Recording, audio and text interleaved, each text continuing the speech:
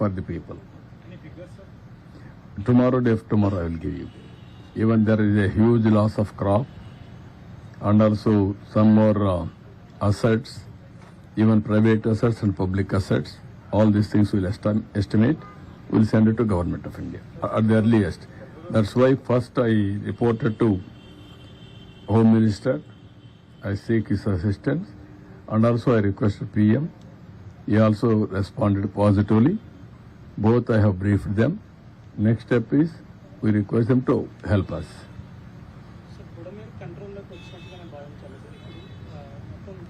Yeah water అయితే స్లోగా తగ్గుతుంది.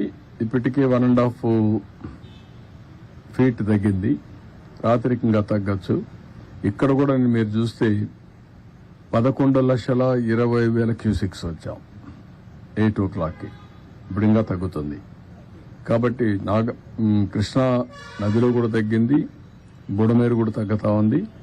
అందుకని సిటీ కూడా కొద్దిగా ఈజ్ అవుట్ అవుతా ఉంది. రేపు ఎల్లుండికి ఈ సింగ్ నగర్ కానీ పరిసరాల్లో కానీ నీళ్లు బాగా తగ్గితే ఈజ్ అవుట్ అయిపోతుంది.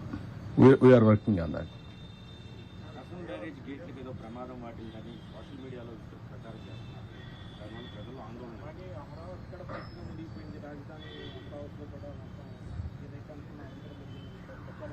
నేనేమంటానంటే రెండు విషయాల్లో కూడా క్రిమినల్స్ కొంతమంది ఈ రాష్ట్రంలో ఉంటే, వాళ్ళు రాజకీయాల్లో ఉంటే ప్రజలకు కూడా ఎవ్రీడే అనుమానాలు వస్తాయి. నాకు కూడా అనుమానం వస్తా ఉంది. 2 బోట్లు వచ్చే చూశాను. ఎక్కడి నుంచి వచ్చే తెలియదు. వచ్చి నేరుగా ప్రకాశం బ్యారేజీని దిగున్నాయి. ఆ ప్రవాహం ఒక విధంగా ఆలోచిస్తే అది ప్రమాదమే. కానీ అది ఎక్కడ హిట్ చేయాలని అక్కడ హిట్ చేయకుండా వేరే ప్రాంతంలో హిట్ చేసింది కాబట్టి కొంతవరకు సేఫ్ అయింది. ఇప్పుడు దాన్ని కన్నయ్య నాయుడు ఈరోజు చూశాడు. ఏ విధంగా చేయాలి, ఎట్లా సేఫ్టీ ఆఫ్ ది ప్రాజెక్ట్ కాపాడుకోవాలనో కాపాడుకునే పరిస్థితి వస్తుంది. ఇప్పుడు చాలా మంది దాని మీద దీంట్లో కూడా కుట్ర ఉందని అనుమానించే పరిస్థితికి వచ్చారు.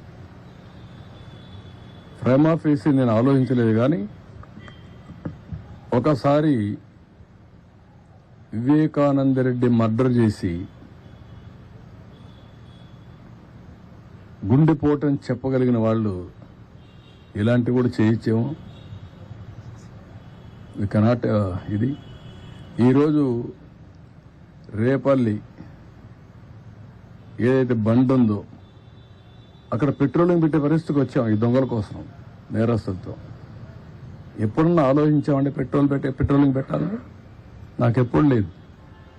1-2 సార్లు పెట్రోలింగ్ ఎందుకు పెట్టానంటే, నాగార్ సాగర్ లెఫ్ట్ మెయిన్ కెనాల్లో రైతును నీళ్లు రానియకుండా ఉంటే సమైక్య ఆంధ్రప్రదేశ్లో ముఖ్యమంత్రిగా చివరి భూములకు నీళ్లు తేవడానికి పెట్రోలింగ్ పెట్టి డిఎస్పీని ఆర్డీఓని పెట్టి నీళ్లు తీసుకొచ్చాను. నవ్ క్రిమినల్స్ ఎవరైనా కానీ బ్రీచెస్ చేస్తారేమో అనే భయంతో ఇప్పుడు పెట్రోలింగ్ పెట్టమని చెప్పాను నేను డీజీపీకి. ఇప్పుడు సిఎస్కి ఇద్దరికి. What is the fate? Amaravati ఎందుకు పనిగట్టుకొని మీరు ప్రచారం చేస్తున్నారు మునిగిపోయిందని? మీరు చూడండి, ఒక విష ప్రచారం వైఎస్ఆర్ కాంగ్రెస్ పార్టీ దానికి సంబంధించిన బ్లూ మీడియాలోనే స్టార్ట్ అవుతున్నాయి. ఇదే పని పెట్టుకున్నారు. ఇదే పని పెట్టుకొని ప్రతి ఒక్క దాన్ని విష ప్రచారం చేస్తూ మభ్యపెట్టే విధంగా చేసే పరిస్థితి వచ్చారు.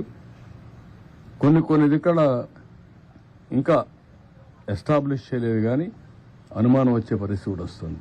కానీ ఎవరిని వదిలిపెట్టను, చాలా ఫర్మ్గా ఉంటాం. గుడ్ల వల్లేర్లు ఏంటంటే మీ పని? సిగ్గుందా మీకు? 300 వీడియోలు ఉన్నాయా? ఇవన్నీ తీశారా? అన్ని యూనివర్సిటీలో తీస్తున్నారా? ఎవరు చెప్పాడు మీకు?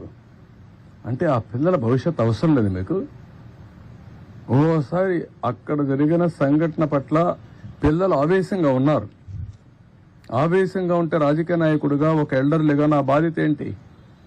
ఆ పిల్లల్ని మెప్పించి ఏం జరిగిందో జరగలేదో అన్ని ఎస్టాబ్లిష్ చేసి, జరిగితే కఠినంగా శిక్షించి, జరగకపోతే జరగలేదని చెప్పి వాళ్ళల్లో మనోధైర్యాన్ని నింపవలసిన మేము 300 వీడియోలు తీసేశారని చెప్పి ఆ 300 వీడియోలు ఉన్నాయని దేశం అంతా పంపించి డిగ్నిఫైడ్గా ఉండే ఇన్ఫ్లుయెన్సర్ కూడా పెట్టిస్తారా మీరు? ఏమనుకుంటున్నారు మీరు? ఒళ్ళు దగ్గర పెట్టుకోవాలా. ఆడపిల్ల శీలాన్ని లెక్కలేని విధంగా మీ ఒక్కొక్కరు మనం చూస్తున్న ఆ పార్టీలో ఎలాంటి చరిత్రహీనులు ఉన్నారు. ఆడబిడ్డల పట్ల ఎంత దారుణంగా ప్రవర్తించే ఉన్నారు మనం చూసాం. కనీసం వాళ్ళపైన యాక్షన్ తీసుకోకుండా ఏమీ లేనిది ఇక్కడ నెపమేసి ఆడబిడ్డల భవిష్యత్తుని అంధకారంలో పెట్టే పరిస్థితికి వస్తున్నారు. కబద్దారు గుర్తుపెట్టుకోండి. అందుకే నేను ఒక టాప్ లెవెల్ ఎక్స్పర్ట్స్ కమిటీ వేశాను, పోలీస్ ఆఫీసర్లు వేశాను. నిగ్గు తేలుస్తాం. అది నిగ్గు తేల్చడమే కాదు, ఆ తర్వాత ఇలాంటి తప్పుడు కేసులు పెట్టిన వాళ్ళని కూడా నోటీసులు చేంజ్ చేయాలని చేస్తాం.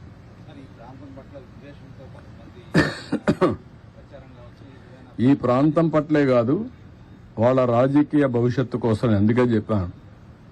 ఇక్కడ ఒక భూతం ఉంది, ఈ భూతం ఉన్నంత వరకు అందరూ భయపడతారు రావడానికని.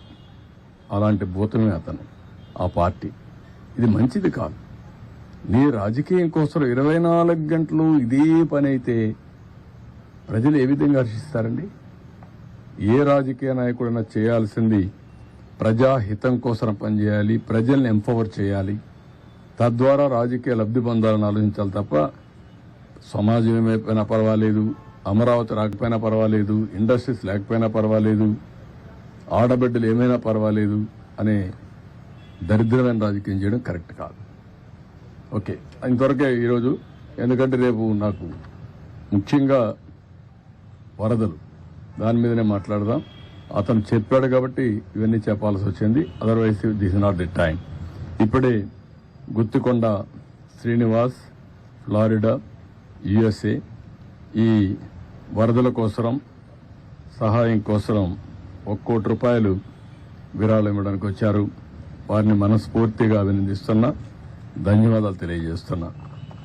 ఇప్పుడు నేను శ్రీనివాస్ గారిని ఒక ఆదర్శంగా తీసుకుని రాష్ట్రంలో దేశంలో ఉండే ప్రతి ఒక్కరిని కోరుతున్నా, ఇది ఒక మంచి కాస్. ఇది ఇక్కడుండే వరద బాధితుల్ని పూర్తిగా ఆదుకోవాల్సిన అవసరం ఉంది. ఇది అందరి బాధ్యత. మేము మా బాధ్యత నెరవేరుస్తాం. ప్రభుత్వం చేయాల్సిన పనులని చేస్తాం. ప్రతి ఒక్కరిని రిక్వెస్ట్ చేసేది, మీరు కూడా ముందుకు రండి. మీకు తోచిన విధంగా మీరు కూడా సహకరించి ఏ విధంగా ఈ వరద బాధితులను ఆదుకోగలుగుతామో ఆదుకునే కోసం ముందుకు రావాల్సిందిగా ప్రతి ఒక్కరికి విజ్ఞప్తి చేస్తున్నాం. ఓకే.